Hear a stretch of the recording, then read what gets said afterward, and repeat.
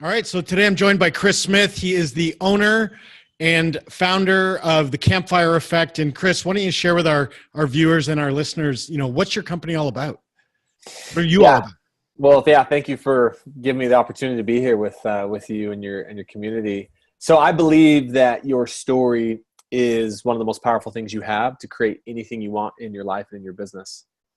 And I see story, I think, at a level deeper than maybe a lot of people in my industry. A lot of people in my industry view story as this external marketing and branding, thing that we use, right? Like tell your story and use it in your marketing, use it in your branding. And while I think story for marketing and branding purposes and growth is amazing, I actually see story as the central focus of all alignment and all clarity in your life and in your business. Like you get to alignment and you get to clarity and intentionality through your story. So, and I just believe that everyone is the author of their story. Like, you are the undisputed author of your story, and so am I. And the realization of that is both sobering and inspiring. It's sobering in the fact that, when you recognize you're the author of the story, that everything that's in your life, you've written it into existence consciously or, unconsciously. But it's also inspiring that you are the author of the story, right? Like from a creation standpoint, like you can create anything. And that's been kind of my journey, is getting to that place of recognizing that I was the author of my story, being willing to admit that and accept 100% responsibility for my life. And then also acknowledge to myself how powerful I am and how much I matter and how much I make a difference, and that I really could pick up the pen and write a new story. So that's, the Campfire Effect. At the end of the day, really we're teaching entrepreneurs and organizations how to grow through the power of story. And what type of customer do you usually work with? Yeah, it's really interesting. It's about 50-50. I would say, 50% of our business is more of the entrepreneurs, individuals that are really focused on creating their brand and their story. So that could be thought leaders, authors, coaches, a lot of people in the health space, which we really, really love. And when I say in the health space, health influencers, health experts, but non-traditional health, right? Like what I would kind of call more of the true health. So that's about 50% of the business. And then the other 50% is more of that small to medium-sized company, $5 to $100 million company that's really purpose-driven, mission-focused, really wants to grow, but they want to grow in a very intentional, aligned, and sustainable way.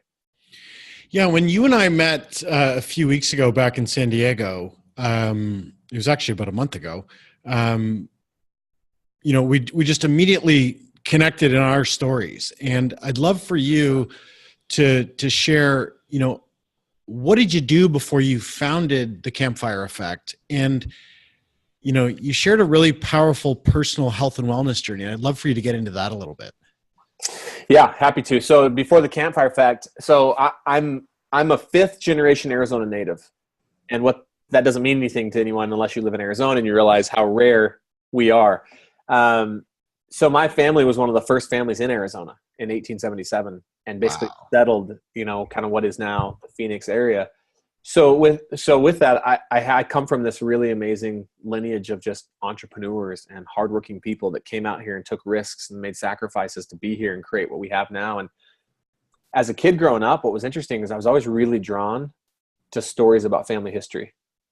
Like I was really drawn about learning about my ancestors. And there was just something that when I would read their stories and my mom would talk to me about them, it just, I don't know, it literally just like awoke my soul, right? Something stirred within me, like that's truth. And those people are my people, right? Like that blood flows through my veins. And so I've always been really fascinated with story through that connection.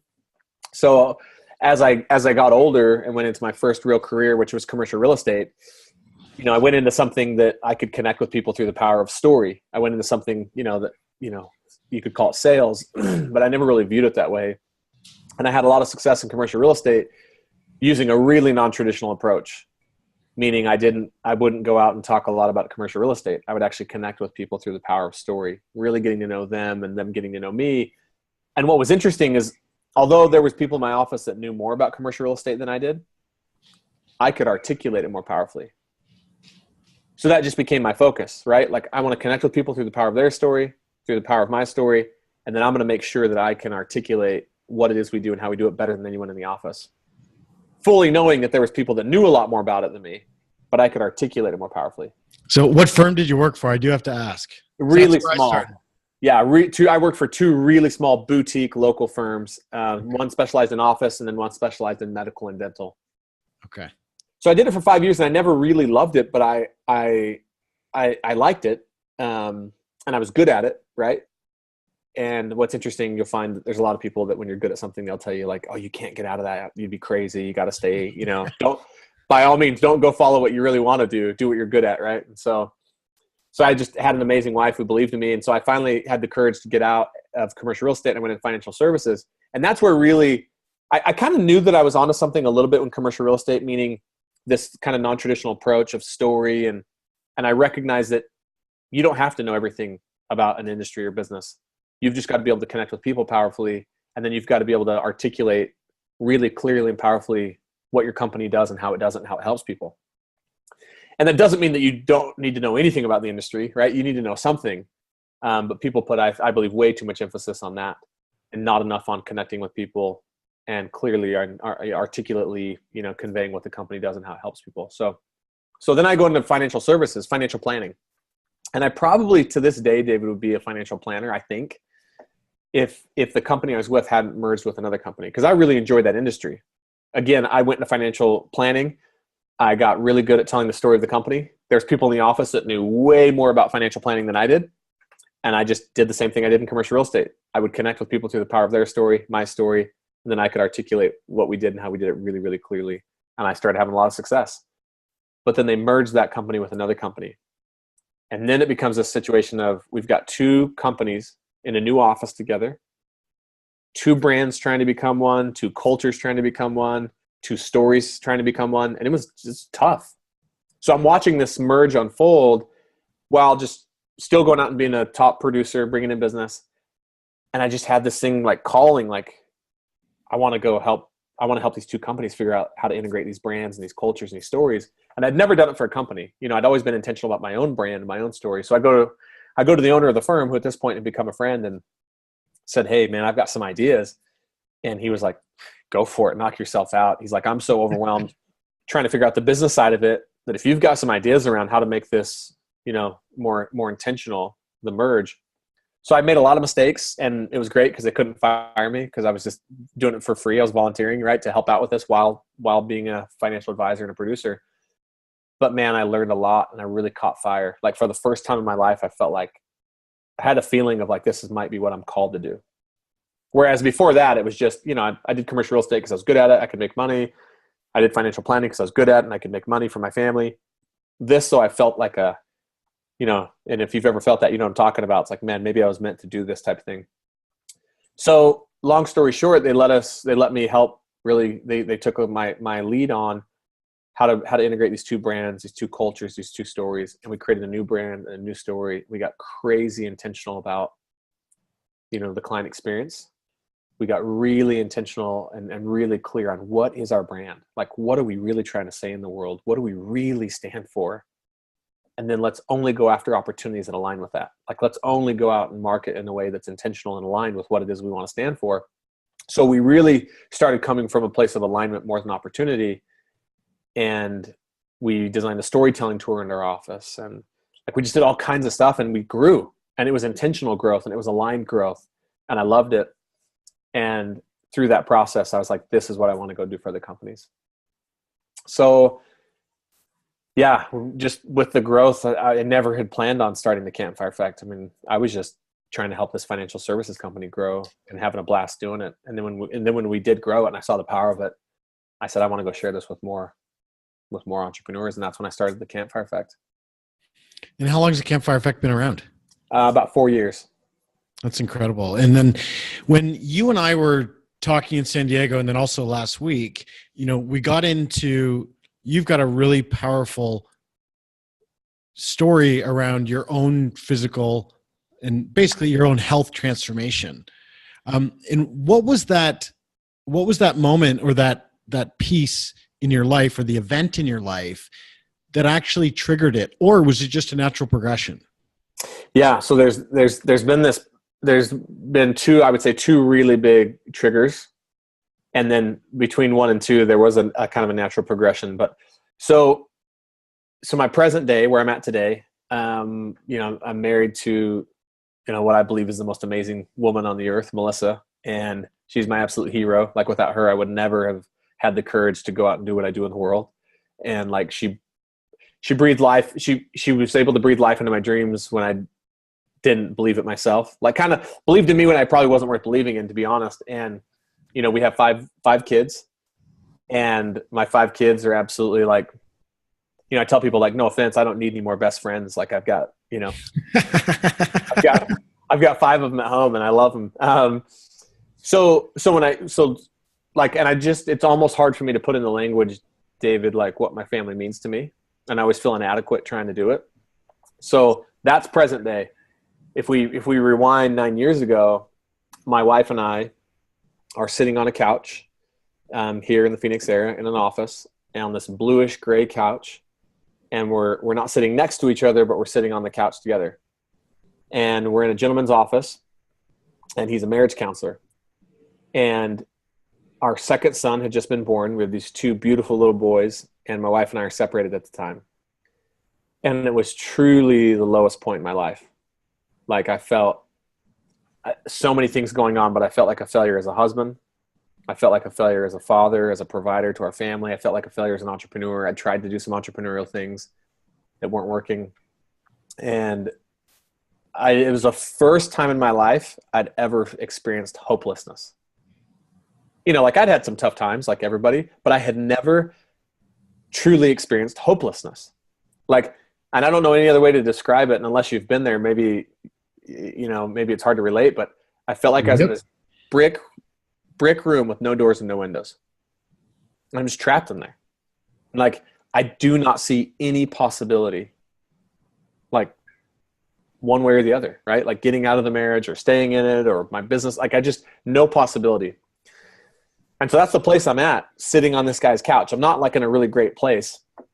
And we had already been to 2 other marriage counselors. And my experience with the other 2 marriage counselors was that we got there, they took a few seconds or a couple minutes to learn about us, and then went into, what marriage counseling is and why it is and how it helps. And I didn't feel any connection, and I just really thought the experience was pretty lame overall. So when my wife asked me to go to this 3rd marriage counselor, I was really not excited. But just being who she is and her belief, she was persistent. So I decided to go. And actually, I told her this later, my whole reason in going to this 3rd marriage counselor was to actually finally being able to justify divorcing her. Because I could say, look, I did it 3 times. You wanted to go do it one last time. I did it. I proved to you like it doesn't work. So that's actually the place I'm in mentally as I'm sitting on this couch. I'm here to justify that this won't work, right? And I'm like absolutely hopelessness. So I probably wasn't the most enjoyable person to be around at that point. So this guy comes in, and he sits down, and he said, so first of all, thank you for being here. And second, like, I would love to start by just hearing your guys' story. I'd love to find out like how you guys met, how you fell in love, what got you to where you're at now. He's saying this to me. He says, and then I'd love to hear that with you, Melissa. And the last thing I want to do right now, David, is talk about how I met my wife, how we fell in love. Right? I'm like, I don't want to talk. Yeah. Right? I'm even questioning if we ever were in love, right? Like much less like, this is like the last thing I want to be doing is talking about that. But then what was interesting is he said, and when you guys are done, I'm going to tell you my story. I'm going to tell you why I became a marriage counselor after being an entrepreneur and on path to take over a very successful business, and then my own struggles in my marriage, and then led me to really do this. And he said, here's the promise I'm going to make to you. He said, at the end, I'm going to tell you 1 or 2 things. I'm either going to tell you that I believe that you guys could really make it together as a family, and I'm going to tell you why. Or if I don't think you guys can, I'm going to tell you that I don't think you can, and I think you should get divorced. He's like, I'm not a marriage counselor that's here to save your marriage. I'm a marriage counselor that's here to serve you. And if the best way I can serve you is by telling you that I think you should stay married, I'll tell you that. And if the best way I can serve you is telling you should get divorced, I'll tell you that. And I was just like, wow, like it was a totally different experience than the other 2 marriage counselors, like a real authenticity and just a real like genuineness from this guy. which is a lot of, interestingly now, I'll get to it, but it's a lot of what we teach now, the campfire effect. But so I did. I reluctantly went first, and I told him the story about how my wife and I met. And I actually it forced me to start thinking about, like, how did we fall in love? And as I'm telling him this story, I mean, I would never have, I would have never admitted it at that point, but I started feeling things for Melissa that I hadn't felt in years by just recalling the story, right? And I was kind of like, wow, that's interesting. And then my turn's done, and Melissa goes. And Melissa talks about how we met and how we fell in love. And as she's sharing things, I start feeling even more like these old feelings that I haven't felt in a long time start to come back just through story, right? And then, true to his word, like, he tells us his story. And as he's telling his story, David, the thought that occurs to me is like, that's my story. Like, I could relate to it on so many levels, from what he talked about on his journey as an entrepreneur, and then how he felt as a husband and as a father, and his own struggles and his own marriage. And I'm like, man, like, and I'm sitting here looking at a guy who's doing what he absolutely loves to do. Like, he would do this for free. Like, it's his art, it's his calling in life. And now he's really happy in his marriage. And so I'm like, this guy's like, that's my story. His struggles are mine. Like, he's created something out of it. I'm probably not at a point yet where I'm like, maybe that could be me, but I'm just intrigued by it. And then I'll never forget, like, as simple as it sounds, when he's done, he just pauses and looks at both of us, and he's like, yeah, I want you guys to know that I believe in you guys. Like, based off what you've told me and being here with you, like, I believe you guys could create a really amazing life together.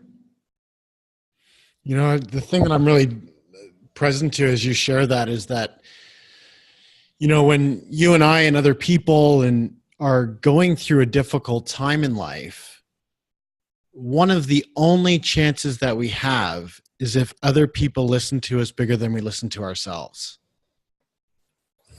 Totally. I tell people, I always ask people, I always say, hey, have you ever had someone listen to you in a way that you almost feel like they see you? Like, they're listening in such a way that, like, it's beyond listening, right? Yep. And I'm like, that's what I experienced with Gordon that day. Like, he listened in a way that I was like, so that when he did tell me, right, when he said, I believe in you guys, like, I believed it. Because I knew that I knew he wasn't lying. I knew he was being authentic with us. And as crazy as that is, David, that's all it took. Like, I had one other session with him by myself. And, like, that's all it took, was that guy that day authentically listening to my story with no place to get. Like, he wasn't listening to my story to try and sell me counseling. He wasn't listening to my story to try and solve my problem. He was just listening to my story to serve. And if serving looked like, hey, get a divorce, he was going to serve me that way. If serving looked like, and that's why I tell people, it's, you know, I wish I had a more profound ending, but he just looked at us and said, like, I believe in you guys. And I felt things for the first time in years, like that hopelessness. It didn't disappear, but, like, you know, the brick room analogy, a tiny bit of, like, light cracked through. And so what I shared when I opened up today on when you first introduced me, that was the day that I kind of was like, you know what, dude, like, I'm the author of this story. Like, I've written myself off, like, I can't be anything, and my marriage will never get better. And I'm here, I'm in my 20s, right? And I'm like, no, like, I'm the author of the story, which, again, was humbling at first to be like, man, I've created this mess. I've created a lot of messes. Like, look what I've done. Look how I've treated my wife. Look at all the messes I've created in business. So it was humbling, and it was powerful to take 100% responsibility for it for the first time in my life. And it was, like, inspiring that I could write a new story. Yeah. And you bring up something that's really important, that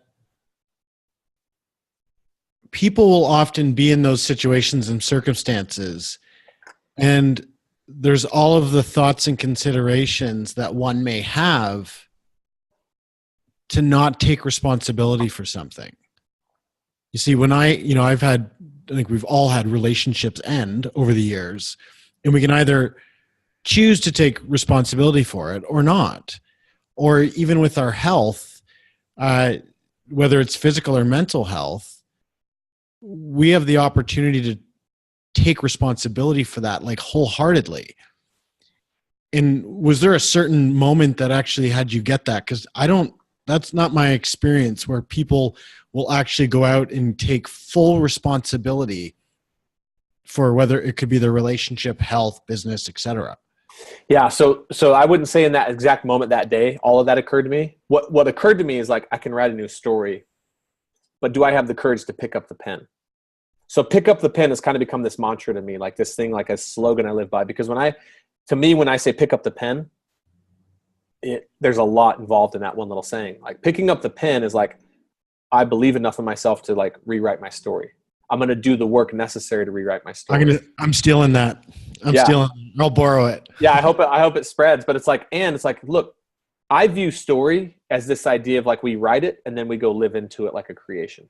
Like that's the power of story. It's not just the story of where we come from. That's powerful. And it's not just the story we tell. It's the story that we're continually writing. So literally like 9 years ago, I just wrote a new story. And the last 9 years of my life have been my attempt to live into that as powerfully as I could.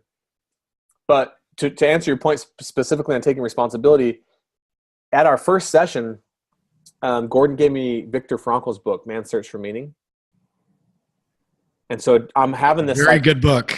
Yeah. Very good book. And by the way, I'm still like, it wasn't like, he said that to me and I'm healed, right? Like I'm still probably less hopeful than hopeful, but the reality is I'm hopeful though. Like there's some part of me that's actually, and so I read that book, and one of the quotes that I'll never forget from that book is, "What is to give light must endure burning." And I'm like, man, this is like a moment of burning, and because previously I had a lot of guilt and a lot of shame around this whole thing. And I'm like, no, man, like I'm going through this because I'm going to give light to somebody someday. Like somehow through this, I'm going to serve. So I read Viktor Frankl's book about man's search for meaning. And it was in reading Viktor Frankl's book about just like his mindset and his attitude in all of the circumstances that had me start to really question, look at my mindset, my attitude in all of my different circumstances. Right. And so that was a hugely influential book. Another book I read right around that time was Darren Hardy's book, The Compound Effect. And to be honest, I can't tell you hardly anything about what the compound effect is other than like our actions are compounded over time. And I stopped reading it when I got the thing from it that I felt like I was supposed to get, which was one of the ideas behind the compound effect working for you is you've got to be willing to take 100% responsibility for every single thing in your life. So I think it was a combination of Gordon, Man's Search for Meaning, that book. And then the other thing, I don't often share this, this part of the story, but it's amazing when you think about Viktor Frankl and his mindset and just how his outlook on things, he said saved him and kept him alive. And he watched prisoner after prisoner after prisoner who would literally die in a concentration camp because they would have it in their mind that like, oh, we're going to get home in time for Christmas. And then Christmas would come and go and they literally would just give up on their life. So I was thinking about like, I've got to change the way I see my marriage. I've got to change the way I see myself. I've got to change the way I see Melissa. That kind of thought came to me out of Man's Search for Meaning. And so one of the things I did, I literally would pray every single night. And I would ask God, like, help me change the way I see Melissa. Like let me see her for who she really is and like the amazing person she is. And like, it was wild, but like over time, like, it was a combination of all of these things, but like, I really did start to see her differently. Like she just occurred for me differently. So yeah, man. And it's been this long journey. But that was a biggest turning point in my life up to this point in time was that moment. And now Melissa and I feel like what we've created is just magical, like what we have. And I don't know that we could have appreciated it without, right? The what is to give light must endure burning.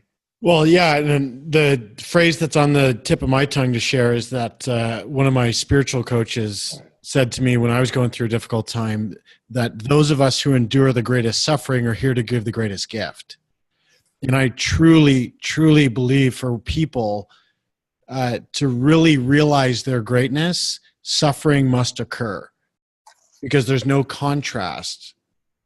And if the suffering doesn't actually arise, then I really don't believe that we're fully realizing self. Yeah, a coach that I hired that was just really like massively influential in my life here in the last couple of years.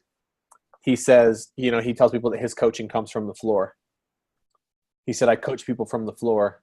And when you ask him about that, he said, I'm talking about the moment when I was in so much pain, not physically, but emotionally and spiritually, that I literally found myself on the floor and I couldn't get up. And he goes, and it's what I did and the people that came to my support that got me off the floor and kept me off of it. So he goes, so all of my coaching I coach from the floor, from everything I've been through. Yeah. And it's important. I think it's really important to share with the people watching and listening that, these periods of darkness and difficulty, whether it's around relationships, whether it's around mental health, whether it's around your physical health in business, I'm not going to speak on your behalf, but I can certainly speak for my own journey. That was a good 16 to 18 months, specifically around my health and wellness journey. And, I've had other periods where, when I transitioned from commercial real estate over to residential, I was in the worst financial situation I've ever been in. And for me to climb out of that took, 12 to 14 months. So these periods of transition and coming in through to the light, they're not an overnight phenomena. Yeah. My wife she laughs at it. She always tries to tell me she doesn't like this joke when people ask, but she always ends up laughing at it. So oftentimes we'll be out as a couple and someone will say, so how long have you guys been married? And I'll say, we've been married for 13 and friends for 7. And it's so true, but it's and it doesn't mean that someone's journey is going to take them 6 years or whatever it is, but it was there's also this idea of really being willing, really willing to take a stand for something and really fight for something. And man, I get really lit up, David, by seeing people take a stand for something. When I see husbands and wives take a stand for their relationship, or I see a parent take a stand for a child, or I see a friend take a stand for a friend, or I just see a human being take a stand for them finally, and I really that's what my wife did. She took a real stand for us. And then Gordon took a stand for us and I took a stand for us. But yeah, it's that stand you take and then the moments to crawl out of that, I echo that. I wouldn't want people to feel discouraged if they're months into it and they're still working through it. Right. It's not going to happen overnight in most cases. What's interesting is it's no different than an organization. I've heard from a lot of experts that focus on culture inside organizations. If you've had a toxic culture or even just a little bit of an unhealthy culture, the rule of thumb is that for every year that's been existing, it's 2 to 3 months of intentional work to turn it around. And I'm sure that's applicable to lots of things, right? If we've really got ourselves in a bad place with our health or spirituality, or there's some consistent work. And I would say that on my journey out, David, and not sure about yours, there was a lot of really amazing people. I'd have never been able to do it on my own, right? No. Nope. I'm completely with you on that. And it brings up a really important question. How, for yourself, what truth did you discover for yourself between the bridge of your health and wellness and spirituality? Yeah. So the biggest truth probably in all of it, again, is that we are creators. We're powerful creators. I believe we were put on this earth to create. And there's a real power for me, again, around the creation aspect of story and realizing you're the author of it. And so it's man, if I'm not where I want to be from a health perspective, I have a certain amount of creation that I can do, right? I can create something different for myself. Now I realize there's sometimes where outside of your control, there's health conditions and things that happen to you, right? But in most cases in our life, health, wellness, finance, fitness, whatever it is, that we really are creators. And I now wear this little My Intent bracelet that says create on it, just to remind myself all the time, man, you create what's in your life. You're the author of it. Where did you get it? I think the name of the company, I think it's myintent.org, but it's a really cool, where you literally can put your word on a bracelet. Another theme that I would say is a truth that I've realized that's kind of the theme in our home. Like, so we've created a brand for our family because I help companies and entrepreneurs create their brands. We created the Smith family brand. That's incredible. Yeah. And one of our kind of like our brand belief as a family is create or complain. It's just this little statement, but it's so powerful in the sense that really, like, you can either create or you can complain, but you cannot do both. In any given situation, you have two options: to create out of it or complain, but they literally can't coexist at the same time. You can't be a creator and coming from a complaining mindset, and you can't becoming a complainer and have a creation mindset. And it's amazing in our home because if someone's complaining, even us, you know, sometimes my kids will be like, Dad, dude, create or complain. And it just catches you, like, that's your options. Like, those are your choices. And so when I look at health and fitness and life, we're creators. Like, and there's nothing stopping us from creating. Man, I absolutely love that. I'm going to take that too. So I got another question for you. Around, you know, you work with some of the biggest and brightest minds in the alternative health space. Is there one thing that you've found that they are all very consistent in with respect to their health and well-being? Yeah, that's a great question. And you actually asked me earlier. So when I went on this journey, right, 9 years ago and really started creating my life to be different, I had no intention, you know, and then in that, along the way, I started the Campfire Effect. I had no intention of really focusing on the health space or with health experts or health influencers. And then through a client, I got referred to somebody whose name is JJ Virgin. And JJ's amazing. She's written, you know, New York Times bestseller, you know, The Sugar Impact Diet. And then she wrote The Virgin Diet. She's built this amazing platform, this amazing community of health experts. And I started speaking at her events. And so all of a sudden this world of like true health has opened to me for the first time in my life. And it just like, I adopted it. So it was just truth. Like, it was just one of those things where the minute I heard about it, and so we've totally changed the way we eat. We've changed the cleaning products in our home. The other day I was even like, man, you know, we should probably buy less plastic water bottles. And I'm sure like more people are way ahead of me on that. Right. But I use organic vegan deodorant now. It's like stuff I would have never imagined. Right.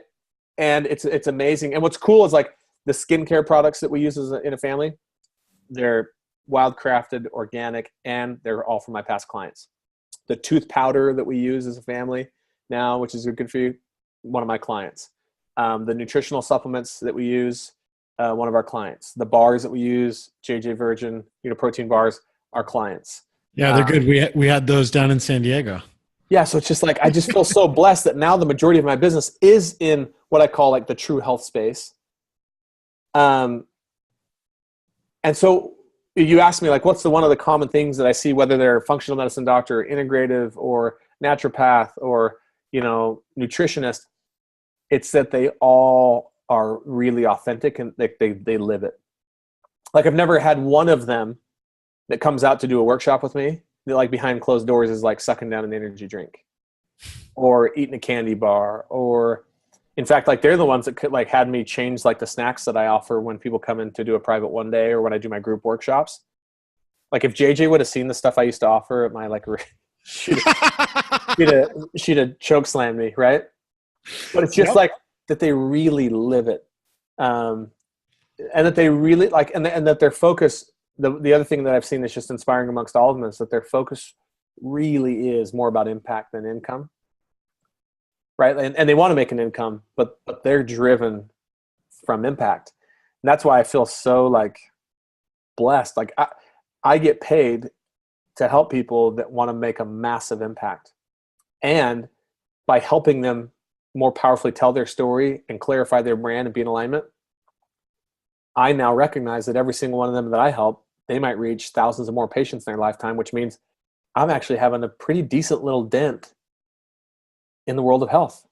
Like, it's very plausible that, you know, at the end of my career, I could have impacted millions and millions of people's health through these health influencers and health experts that I get the opportunity, you know, and these are the health influencers and health experts, as you know, David, that, like, it's true health.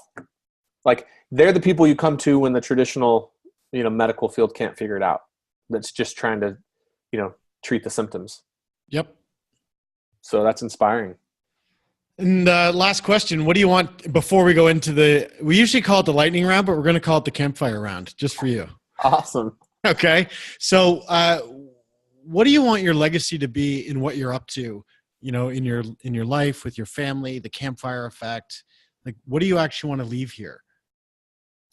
Yeah. Like if my legacy, David, has something to do with helping wake people up to the realization that they are the authors of their story, and that within that they are powerful creators and they were put on this earth to create, then I feel like, and first and foremost, like I've told my wife, hey, if my kids if our children leave our home with nothing more than the knowledge of like they're creators, and that whatever they go do in their life, like it's their responsibility and it's their opportunity to create it, then I feel like I've done a pretty good job as a dad, And so that would be I just want to wake people up, because when I got woke up to that, it's changed the trajectory of my life.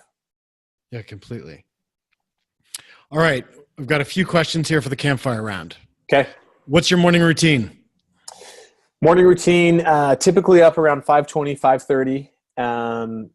And two of those days I work out with a physical performance coach.